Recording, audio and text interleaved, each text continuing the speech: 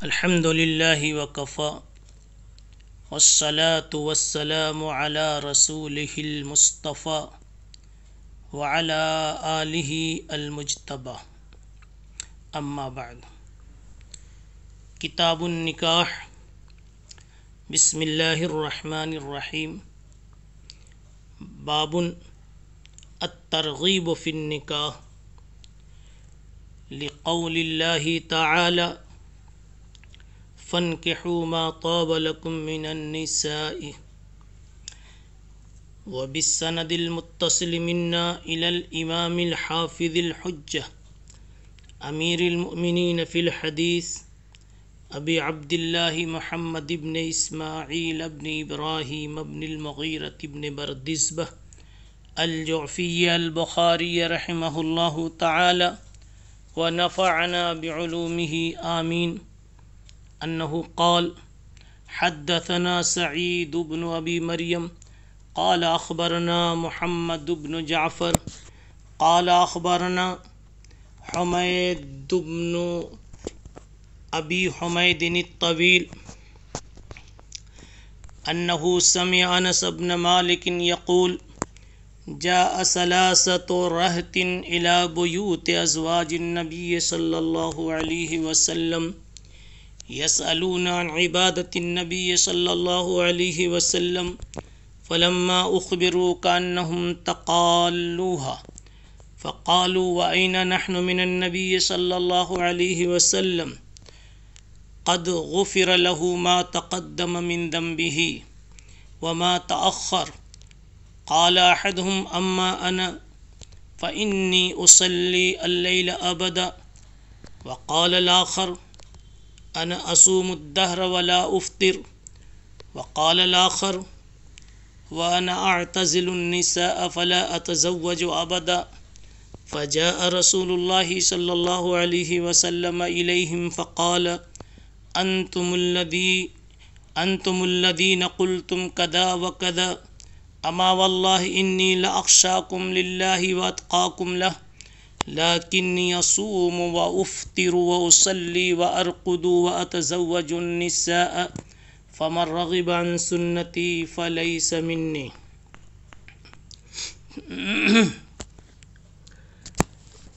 طلبہ عزیز،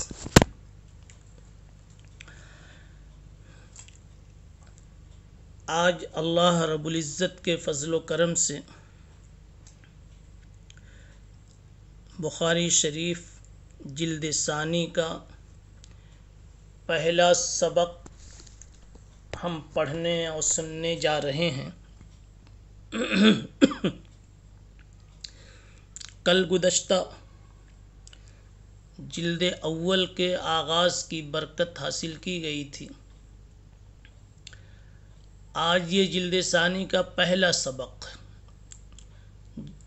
کتاب النکاح اس کا عنوان ہے، لیکن آپ کو معلوم ہوگا کہ جلد ثانی کا آغاز تو کتاب المغازی سے ہوتا ہے۔ کتاب کا آغاز تو مغازی سے ہے، لیکن مشورے سے یہ طے ہوا کہ اس عنوان کو آپ کے حاضر ہونے تک ابھی مؤخر رکھا جاوے۔ اس وقت نکاح کا عنوان آپ کے سامنے پیش کیا جا رہا ہے۔ اس کے متعلق چند بنیادی باتیں سمجھ لی جاویں۔ پہلی بات امام بخاری رحمۃ اللہ علیہ کی مناسبت سے اخذ کی جاوے کہ امام بخاری رحمۃ اللہ علیہ نے فضائل القرآن کا عنوان مکمل کرنے کے بعد نکاح کا عنوان چھیڑا۔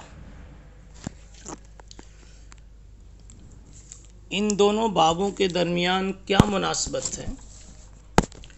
ظاہر سی بات ہے کہ امام بخاری کی مناسبت اگرچہ دقیق تو ہوتی ہے مگر بڑی لطیف ہوتی ہے اور بڑی لذیذ ہوتی ہے، جیسا کہ مقدمات کی اور مبادیات کی گفتگو میں آپ کو حضرت کی مناسبت سے متعارف کرانے کی کوشش کی گئی تھی۔ فضائل قرآن مکمل کر کے نکاح کا عنوان، دونوں میں مناسبت یہ ہے کہ قرآن مجید کی جب فضیلت بے شمار پیش کی گئی، اب سوال یہ ہوا کہ قرآن مجید محفوظ کیسے رہے گا، اسباب کے درجے میں قرآن مجید کی حفاظت کس طرح ہوگی۔ تو حضرت نے کتاب النکاح پیش کر کے متوجہ کر دیا اور سمجھا دیا کہ قرآن مجید کو زندہ رکھنا ہے تو نیک اولاد کے حصول کی راہ پہ چلنا ہوگا، اور ظاہر سی بات ہے کہ اس کا راستہ نکاح ہے۔ نمبر 2، قرآن مجید سے تعلق کی یہ برکت ہے کہ حق تعالی شانہ نکاح جیسا عظیم سامان سکون نصیب فرماتے ہیں، چین عطا فرماتے ہیں۔ اس کو اس طرح بھی کہہ لیا جائے کہ قرآن مجید خود مستقل ایک نسخہ سکون ہے، اور نکاح بھی ایک مستقل نسخہ سکون ہے۔ قرآن مجید کا سراپا سکون ہونا، سکون کی دوا ہونا، سکون کا نسخہ ہونا تو یہ مسلم ہے۔ کسی بھی ایک آیت کو پکڑیے، ایک حکم کو پکڑ لیجئے، ہم صرف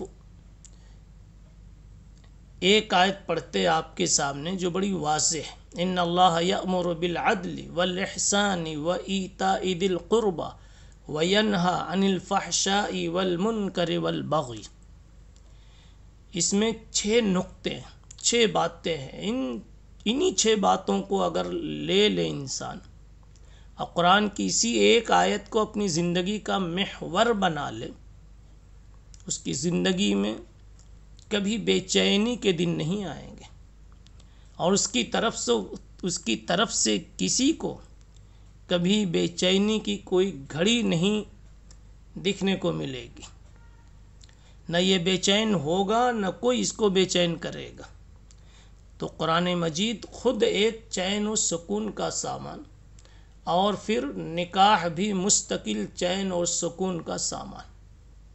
قرآن مجید نے ہی کہا ہے نکاح کے تعلق سے، وَمِنْ آیَاتِهِ أَنْ خَلَقَ لَكُم مِّنْ أَنفُسِكُمْ أَزْوَاجًا لِتَسْكُنُوا إِلَيْهَا۔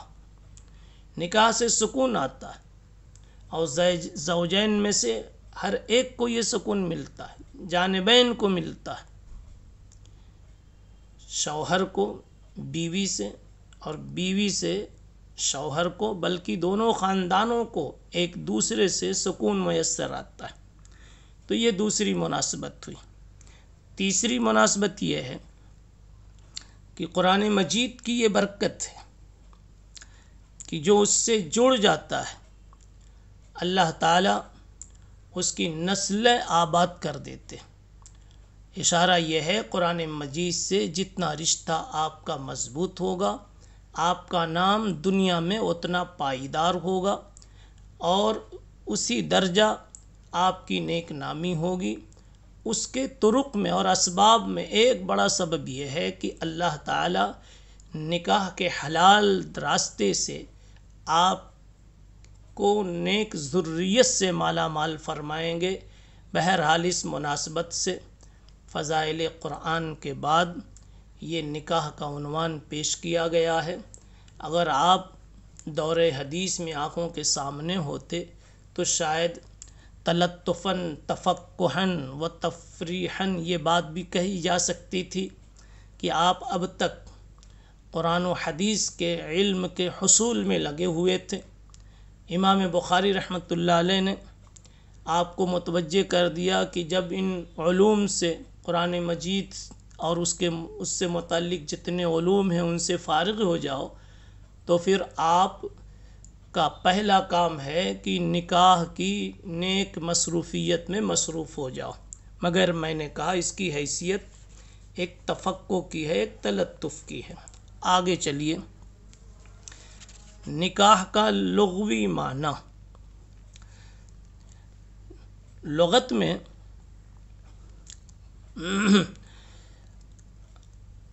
نکاح کا اصلی معنی تو ہے دو چیزوں کا جٹ جانا، جڑ جانا، مل جانا، یا ایک شے کا دوسری شے میں داخل ہو جانا۔ تناکحت الاشجار، عرب والے اس وقت بولتے ہیں جب درخت کی شاخیں ایک دوسرے میں گھس جاتی ہیں۔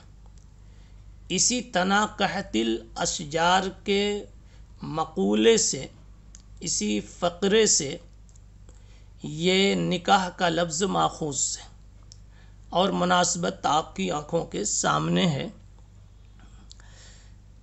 امام نووی رحمۃ اللہ علیہ نے مسلم کی شرح میں لکھا ہے النکاح فی اللغت الزم ویطلق علی العقد والوطی، یعنی اصلی معنی زم کے ہی بتایا۔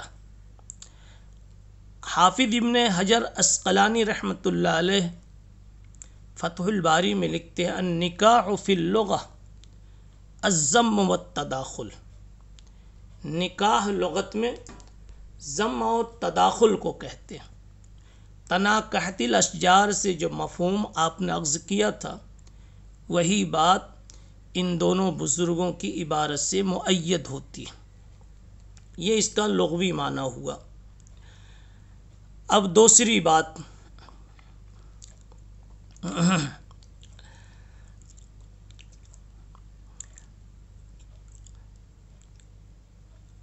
نکاح کی لغت کے ذیل میں ایک بات یہ اٹھتی کہ اس کا شرعاً حقیقی معنی کیا ہے، یا پہلے یہ طے کر لیجئے کہ اس کا شرعی معنی کیا ہے۔ اس کا شرعی معنی صاحب در مختار نے، بلکہ کہیے در مختار تو شرح ہے، تنویر الابصار جو اس کا متن ہے اس میں اس کا اصلی معنی لکھا ہوا ہے النکاح ہوا عقد یفید ملک المتعۃ قصدا، نکاح اس عقد کو کہتے ہیں جس کی برکت سے مرد اور عورت کے درمیان جنسی استمتاع کا فائدہ حاصل ہوتا ہے، جس کی برکت سے زوجین کو جنسی استمتاع کی اجازت مل جاتی ہے۔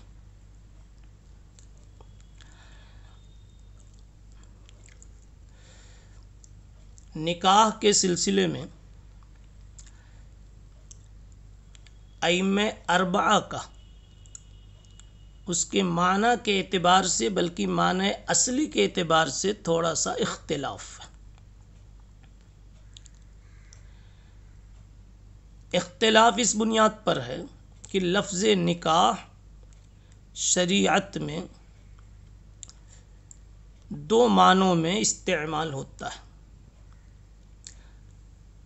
کبھی ایجاب و قبول کے معنی میں یعنی عقد کے معنی میں، اور کبھی وطیہ کے معنی میں۔ تو لفظ نکاح اصلاً کس کے لیے؟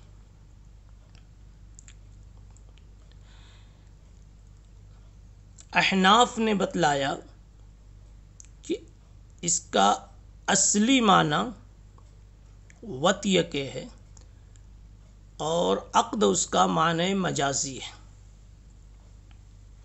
مالکیہ نے اس کے برعکس کہا کہ حقیقی معنی عقد ہے اور مجازی معنی وطیہ ہے۔ حنابلہ میں سے قاضی ابو یعلا نے لکھا کہ دونوں معنی میں اس کی حیثیت یکساں ہے، یعنی دونوں کے درمیان مشترک۔ رہ گئے شوافع، تو حضرات شوافع سے اس سلسلے میں 3 روایتیں منقول ہیں، یعنی امام شافعی رحمۃ اللہ علیہ کی گویا اس میں 3 روایت ہے، یا کہہ لیجئے شوافع کے اس میں 3 اقوال ہیں۔ ایک قول احناف کے مطابق، اور دوسرا قول مالکیہ کے مطابق، اور تیسرا قول قاضی ابو یعلا کے مذہب کے مطابق۔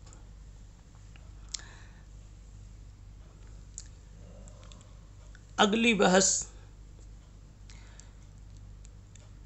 کہ نکاح از قبیل عبادات ہے یا از قبیل طبعیات ہے، شریعت میں اس کی کیا حیثیت ہے؟ اس میں بھی فقہائے مجتہدین کا اختلاف ہے۔ احناف تو کہتے ہیں کہ نکاح از قبیل عبادات ہے، اور شوافع اس کو از قبیل طبعیات مانتے ہیں، اور مالکیہ نے اس کا ایک عجیب نام دیا۔ یہ حضرات کہتے ہیں یہ از قبیل اقوات و تفقہات ہے۔ تھوڑی سی اس کی تشریح بھی سمجھتے چلے۔ نکاح از قبیل عبادات ہے، جیسے نماز ایک عبادت ہے، روزہ عبادت ہے، تو کیا نکاح بھی ایک عبادت ہے اس لیے نکاح کیا جاتا ہے؟ یا از قبیل طبعیات ہے، ہماری طبیعت کا تقاضا ہے، بھوک لگی کھانا کھانا، پانی پینا، نیند نکالنا وغیرہ، تو یہ از قبیل طبعیات ہے یا از قبیل عبادات ہے؟ تو احناف نے اس کو عبادت مانا، اور شوافع نے اس کو از قبیل طبعیات مانا، اور مالکیہ کہتے ہیں کہ یہ اقوات و تفقہات کی قبیل سے۔ اقوات قوت کی جمع، قوت کے معنی آتے ہیں روزی کے۔ قوت وہ روزی جس کے بغیر انسان گزر بسر نہ کر سکے۔ تو کہنا یہ چاہتے ہیں کہ نکاح انسان کے لیے جینے کے لیے انتہائی ضروری چیز ہے، گویا وہ بھی اس کو از قبیل طبعیات و ضروریات ہی مان رہے ہیں، کہ جیسے روٹی روزی، ہوا پانی انسان کے لیے یہ از قبیل اقوات ہیں کہ اس کے بغیر انسان جی نہیں سکتا، ایسی نکاح کے بغیر بھی انسان گزر بسر نہیں کر سکتا۔ اور تفقہات کا لفظ کہہ کر کے یہ اشارہ کیا کہ بعضوں کے لیے تو تفقہات کی حیثیت ہے، یعنی تفقہ کہتے ہیں کھانے کے بعد، پیٹ بھرنے کے بعد جو پھل فروٹ آپ کھاتے ہیں اسے تفقہ کہتے ہیں۔ تو بعض کے لیے تو یہ نکاح اسی درجے کی چیز ہے، اور بعض کے لیے یہ نکاح روٹی روزی اور اصل غذا کے درجے کی چیز ہے، اس لیے انہوں نے 2 لفظ استعمال کیا۔ یہ کہہ لیجئے کہ 2 قول کیا انہوں نے، یا اقوات کی قبیل سے ہیں یا تفقہات کی قبیل سے ہیں۔ اگلی بات انشاءاللہ پھر اگلی مجلس میں اللہ تعالی عمل کی توفیق عطا فرمائے۔